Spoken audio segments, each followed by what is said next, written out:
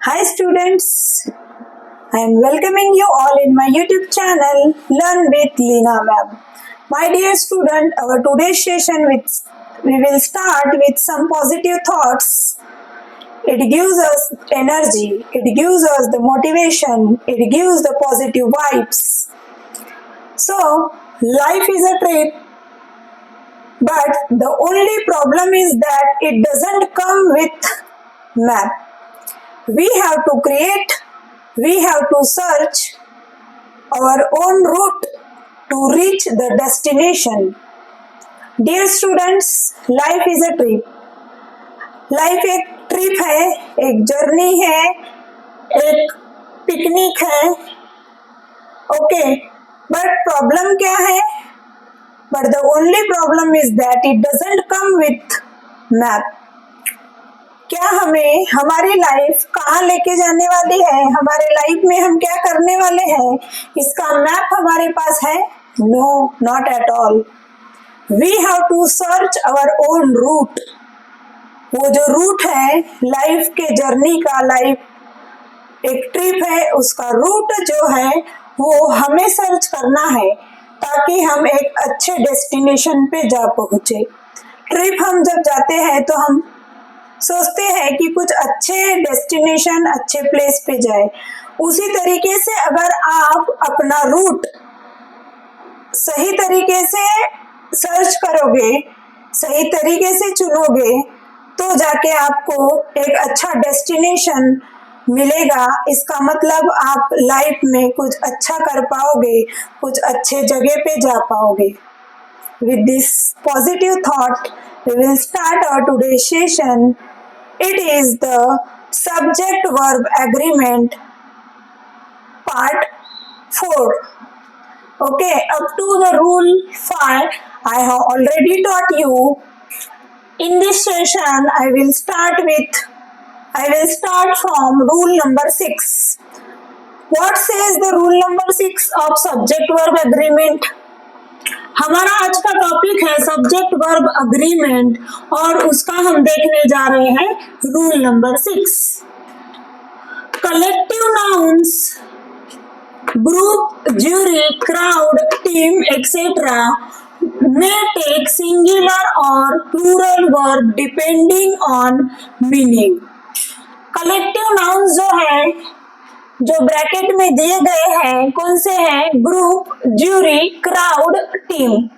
All are the collective nouns. May take singular और plural verb depending on meaning. वो क्या ले सकते हैं अपने साथ? आइदर सिंगुलर और प्लूरल. किसके बेसिस पे? उसके मीनिंग के बेसिस पे. उसका मीनिंग क्या निकलता है इस पे डिपेंड करता है, और उसके मीनिंग को देखते हुए वो अपने साथ सिंगुलर और या प्लूरल वर्ब कैरी करेंगे. कौन से nouns? Collective nouns. See the example here. The court has awarded custody of the child to the mother. Court, the court, it is work as a single unit. Okay, it is work as a, सब मिला के एक single unit की तरह यहाँ पे work कर रहा है. द कोर्ट जो नाउन है ये एक सिंगल यूनिट का वर्क कर रहा है. It work as a single unit. Okay, the court has awarded the custody of the child to the mother. Court ने उसके बेटे की, उसके बच्चे की कस्टडी किसको दी? मदर को दी. सो यहाँ पे हैव नहीं आया, हैज आया. क्यों? क्योंकि ये जो द कोर्ट है, हालांकि ये कलेक्टिव नाउन है, बट इसका मीनिंग क्या निकलता है? As a singular noun. एक सिंगुलर नाउन मतलब सिंगल, मतलब it work as a single. ये एक अकेला, सब मिला के कोर्ट एक ही है जो डिसाइड करती है, जो डिसीजन देती है. Okay, that's why we have written over here has, that is singular verb with singular noun. Okay, see the next example here. The staff are divided on this issue.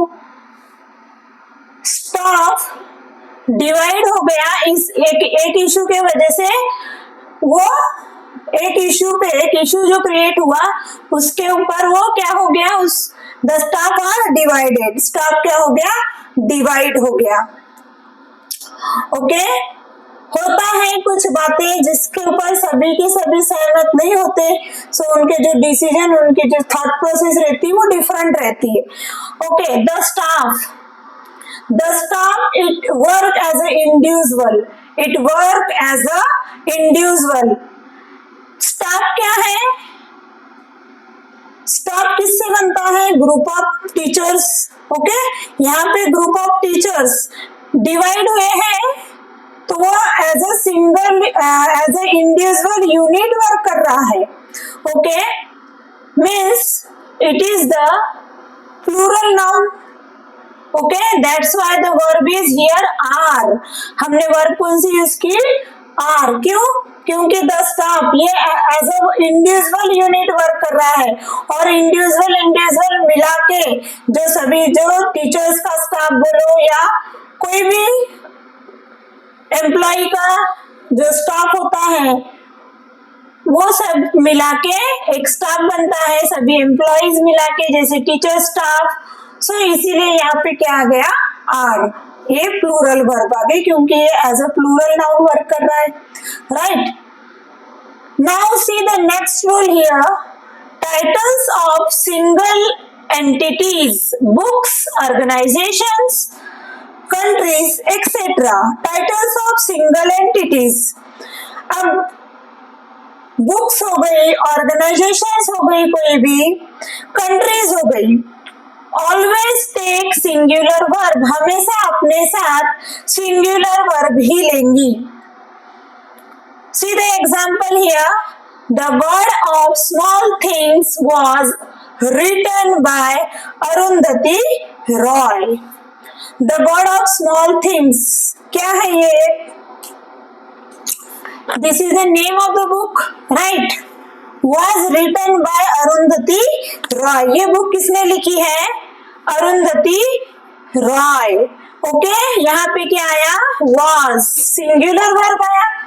Okay, अब ये तो book का नाम है, भले यहाँ पे things आया हो, प्लूरल दिख रहा हो, बट हमको इसको देख के वर्ब को चेंज नहीं करना है। Always remember the thing. जब भी बुक्स, ऑर्गेनाइजेशन या कंट्रीज का नाम आएगा तो हमेशा वो अपने साथ सिंगुलर वर्ब ही कैरी करेगी, राइट। नेक्स्ट एग्जांपल, सपोज कोई नॉवेल का नाम ले लो, कोई ऑर्गेनाइजेशन का नाम ले लो, उसके साथ भी क्या आएगा, singular verb. See the next rule here, plural form of subjects with a singular meaning take a singular verb. Plural form of subjects, plural form of subjects, subject कैसे फॉर्म में है, प्लूरल फॉर्म में दिख रहा है, with a singular meaning, but उसका meaning कैसे निकल रहा है, सिंगुलर निकल रहा है, तो वो अपने साथ सिंगुलर वर्ब ही कैरी करेगा। उसका मीनिंग जब सिंगुलर निकल रहा है तो ऑब्वियसली वो अपने साथ सिंगुलर वर्ब ही कैरी करेगा।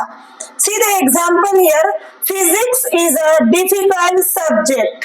फिजिक्स, अब फिजिक्स का नाम आपको लगेगा किसी को कि यहाँ पे यस लगा है तो ये प्लूरल नाउन है, प्लूरल फॉर्म ऑफ सब्जेक्ट है वो। ओके, फिजिक्स क्या है, प्लूरल फॉर्म ऑफ सब्जेक्ट है, बट इसका मीनिंग एक सिंगल सब्जेक्ट ही तो है, एक ही तो सब्जेक्ट के बारे में बात की जा रही है। फिजिक्स, फिजिक्स क्या है, इसका मीनिंग क्या निकल रहा है, यहाँ पे सिंगुलर मीनिंग निकल रहा है। तो सिंगुलर मीनिंग के जब भी निकलेगा तो हम वर्ब भी सिंगुलर ही कैरी करेंगे, राइट। इसीलिए यहाँ पे फिजिक्स इज लिखा गया है, a difficult subject.